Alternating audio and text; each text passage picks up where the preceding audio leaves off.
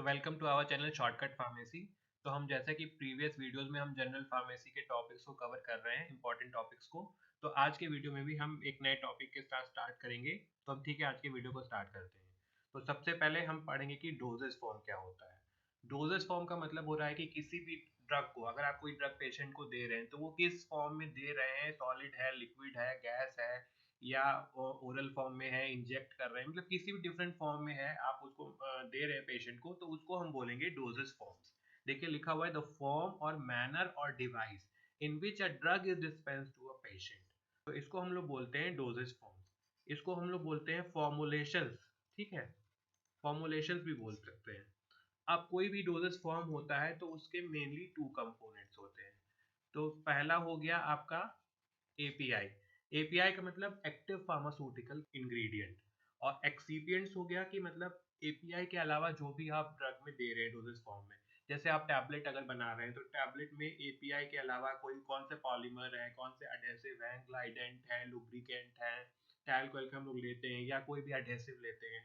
मतलब उसकी doses form की डिफरेंट और जो प्रॉपर्टीज है उनको इन्हेंस करने के लिए हम जो भी चीजें एपीआई के अलावा लेते हैं उसको हम एक्सीपिएंट्स बोलते हैं। तो एपीआई का मतलब हो गया एक्टिव फार्मास्यूटिकल इंग्रेडिएंट।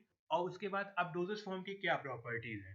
तो प्रॉपर्टी तो यही है कि आपका आसान होना चाहिए, यूज करने में इजी टू यूज होना चाहिए, स्टोर करने में इजी होना चाहिए, उसको हैंडल करने में इजी होना चाहिए, इकोनॉमिकल भी होना चाहिए, सस्ता भी होना चाहिए, ठीक है, बहुत महंगा भी नहीं होना चाहिए, और डिफरेंट डोजेस स्ट्रेंथ में अवेलेबल होना चाहिए। जैसे हम एडल्ट डोज डिफरेंट होता है, फिर जेरियाट्रिक पेशेंट जो होते हैं, एजेड पेशेंट जो भी होते हैं, इनका डोजेज अलग होता है।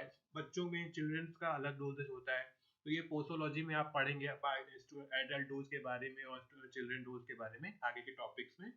सारे मतलब जितने भी डिफरेंट एज ग्रुप के लोग हैं उनके सबके डोजेस अलग अलग होते हैं, अलग स्ट्रेंथ होता है।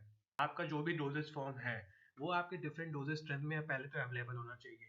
फिर हम जो भी एक्सीपिएंट्स यूज कर रहे हैं डोजेस फॉर्म को बनाने में, ठीक है, वो जो आपका एक्सीपिएंट्स है वो नॉन टॉक्सिक होना चाहिए और ड्रग के साथ कंपैटिबल होना चाहिए। मतलब ड्रग के साथ उसका कोई एडवर्स रिएक्शन, इंटरेक्शन नहीं होना चाहिए, एकदम न्यूट्रल होना चाहिए, नॉन टॉक्सिक होना चाहिए। तो ये सब सारी चीजें एक्सीपिएंट्स की प्रॉपर्टी हो गई। अब डोजेज फॉर्म को हम कैसे क्लासिफाई करें। तो देखिए डोजेज फॉर्म को हम दो तरह से क्लासिफाई करते हैं। सबसे पहले on the basis of route of administration, किस रूट से आप ड्रग को एडमिनिस्टर कर रहे हैं पेशेंट की बॉडी में। तो अगर आप ओरल रूट से दे रहे हैं, पेशेंट उसको खा रहा है, स्वेलो कर रहा है, तो उसमें हो गया कैप्सूल आपका, हो गया टैबलेट, हो गया सिरप, हो गया पाउडर, हो गया, ठीक है, ये सब आपका ओरल रूट से हो गया। टॉपिकल का मतलब कि स्किन में आप जो अप्लाई कर रहे हैं, तो वो आपका टॉपिकल रूट हो गया। टॉपिकल रूट का मतलब उसमें क्रीम हो गया, लोशन हो गया, ऑइंटमेंट हो गया, पेस्ट हो गया, जेल हो गया। इसके बाद आपका आता है ऑप्थेल्मिक रूट। ऑप्थेल्मिक रूट मतलब देखिए ऑप्था आंख से नाम से क्लियर है कि आईज में आपको एडमिनिस्टर कर रहा है। तो ये आई ड्रॉप्स हो गया, ये सॉल्यूशन के फॉर्म में रहेगा। पेरेंट्रल का मतलब हो गया इंजेक्टेबल। इंजेक्टेबल का मतलब हो गया कि आप स्किन में इंजेक्ट कर रहे हैं उसको, आइदर आप सबक्यूटेनियस रूट से या इंट्रामस्कुलर या इंट्रावेनस किसी भी रूट से मतलब दे रहे हैं, इंजेक्ट कर रहे हैं इंजेक्शन के फॉर्म में, तो वो पेरेंट्रल हो गया। उसके बाद पेरेंट्रल में आपके सॉल्यूशंस आ गए, इमल्शंस आ गए और सस्पेंशंस आ गए। देखिए इमल्शन सस्पेंशन बाईफेजिक होता है प्रिपरेशन, लिक्विड प्रिपरेशन। इसमें इमल्शन में जैसे oil in water, water in oil हो गया। फिर नेजल रूट से आप दे रहे हैं कोई ड्रग को, मतलब पेशेंट के नोज में दे रहे हैं, तो जैसे एरोजॉल हम देते हैं, स्प्रे करते हैं, तो एरोजॉल वही प्रेशराइज डोजेस फॉर्म होता है, एरोजॉल। तो आप उस पर प्रेशर जनरेट करके उसमें ड्रग को डिस्पेंस करते हैं। तो ये नेजल रूट से हो गया। ईयर में अगर आप दे रहे हैं तो सॉल्यूशन सस्पेंशन के फॉर्म में ड्रग को देंगे। रेक्टल में रूट से दे रहे हैं, एनीमा, जैसे छोटे बच्चों में या एजेड पर्सन में जब उनकी बॉल मूवमेंट में प्रॉब्लम हो जाती है, प्रॉपर नहीं हो जाता है या बहुत दिक्कत हो जाता है, तो ऐसे केस में एनीमा या सपोजिटरीज हम यूज करते हैं, एनीमा लगाते हैं। तो उससे मतलब उनका प्रॉब्लम को सॉल्व हो जाता है, वो वाला जो भी प्रॉब्लम है। उसके बाद फिर वेजाइनल रूट से दे रहे हैं, जैसे कॉन्ट्रासेप्टिव्स देते हैं या एंटीबायोटिक्स भी कुछ देते हैं, ठीक है। तो ये फीमेल्स में हम वेजाइनल रूट से देते हैं। वैसे फीमेल कॉन्ट्रासेप्टिव्स को तो लोग ओरली भी देते हैं, इम्प्लांट भी करते हैं, कुछ वेजाइनल रूट से भी दिया जाता है। फिर यूरेथ्रल रूट से आप अगर दे रहे हैं तो ये आपका रूट ऑफ एडमिनिस्ट्रेशन के बेसिस पे हो गया डोजेस फॉर्म।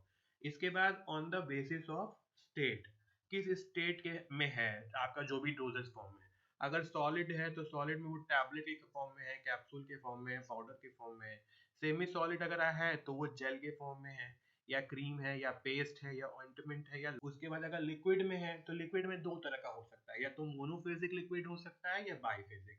अगर मोनोफेजिक है तो उसमें syrup, aromatic water, elixir, spirit. Biphasic है तो सस्पेंशन और इमल्शन हो गया। उसके बाद अगर गैसियस फॉर्म में आपका डोजेस फॉर्म है तो उसको इनहेलेंट्स या इनसफलेशंस भी बोलते हैं। आगे के वीडियोस में हम और सब्सिक्वेंट टॉपिक्स को कवर करते जाएंगे जनरल फार्मेसी के। तो आज की वीडियो देखने के लिए thank you so much. Have a nice day, take care, good bye.